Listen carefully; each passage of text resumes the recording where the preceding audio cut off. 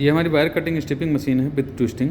इसको ऑपरेट करने के लिए सबसे पहले हम इसके पावर स्विच के ऑन करेंगे और साथ में देखेंगे कि इमरजेंसी स्विच ऑपरेट तो नहीं है। अगर इमरजेंसी स्विच ऑपरेट रहेगा तो डिस्प्ले नहीं आएगा।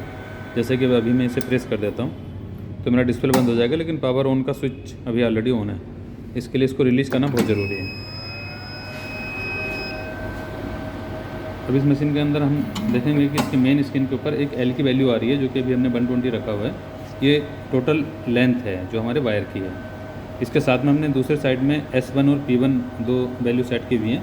S1 एक साइड से जो PVC हमें स्टिप करनी है, और P1 उसको कितना खिसकाना है, जो पैरामीटर मेरे यहाँ पे हैं। सिमिलर हमने दूसरे साइड के लिए भी सेट किए हुए हैं। अब इन पैरामीटर को सेट करने के लिए हम लेंथ की जो पैरामीटर सेटिंग की है उसको प्रेस करेंगे।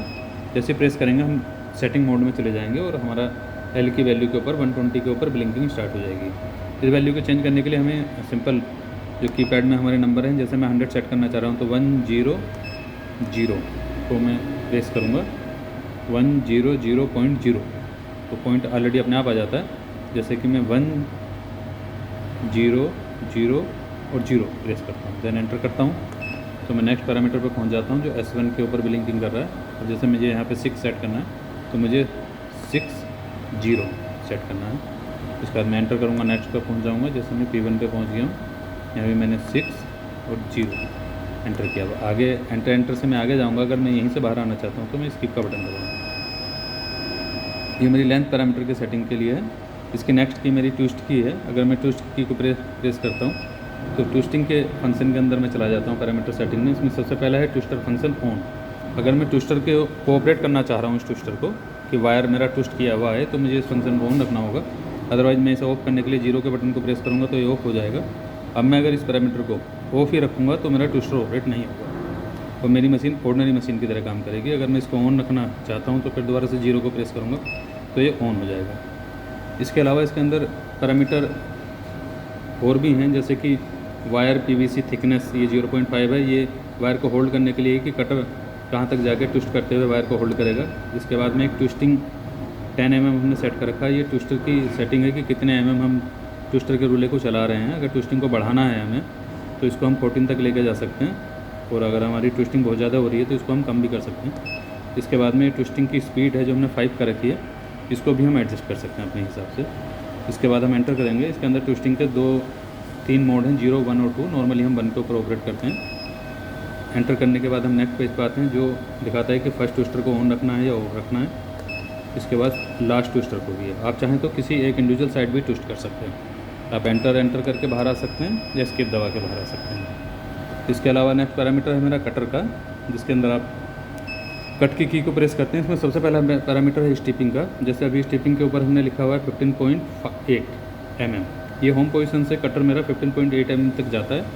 अगर मेरा PVC प्रॉपर नहीं कट रहा है तो इस पैरामीटर को हम इंक्रीज़ करेंगे, और अगर PVC के साथ में कॉपर भी कट रहा है तो इस पैरामीटर को हम डिक्रीज़ करेंगे। कटिंग के लिए 18 का पैरामीटर ही सेट रखेंगे। कटर बैक का फंक्शन है कि जब हम स्टिप करते हैं तो कटर स्टिप वैल्यू पे जाने के बाद में जब वायर के ऊपर से PVC खिसकती है तो कटर थोड़ा सा बैक आता है, ये वो वैल्यू है। साथ में नीचे कटर स्पीड है, ये भी आप एडजस्ट कर सकते हैं।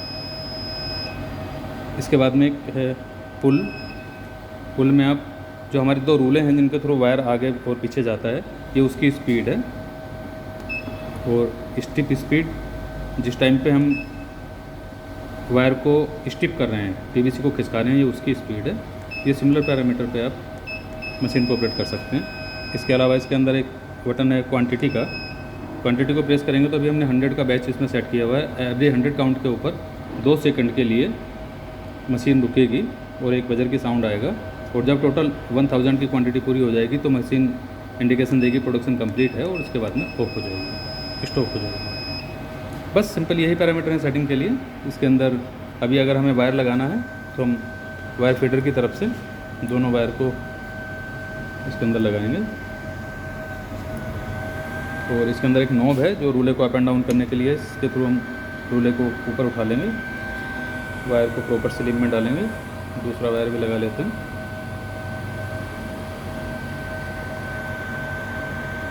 ये हमने एक गैप एडजस्टमेंट के लिए नॉब दी हुई है इसके अंदर। ये हमने वायर सिलेक्ट के अंदर डाला। इसके बाद में हम इस नॉब को डाउन कर लेंगे, और डाउन करने के बाद में बस हम ये इस की से रिले को चलाएंगे, वायर आगे की तरफ आना शुरू हो जाएगा। जब वायर आ जाए तो कटर को की को प्रेस करेंगे, एक पीस कट, ये जो एंड पीस थे कट के बाहर आ जाएंगे। बस अब हम स्टार्ट बटन प्रेस करेंगे, हमारी मशीन रेडी है, वायर कटिंग स्टेशन के साथ बाहर आने शुरू हो जाएगी। अभी अगर हम चाहते हैं मशीन को स्टॉप करना तो हम स्टॉप कर देंगे। अभी हम ध्यान रखेंगे कि अगर हम इसको सिर्फ पुश करते हैं और स्टार्ट करते हैं तो सिर्फ एक पीस कटेगा और मशीन रुक के खड़ी हो जाएगी। अगर लॉन्ग प्रेस करेंगे एक पीस बनने तक तो हमारी मशीन कंटिन्यूस चलती रहेगी जब तक कि टोटल प्रोडक्शन पूरा नहीं हो जाएगी।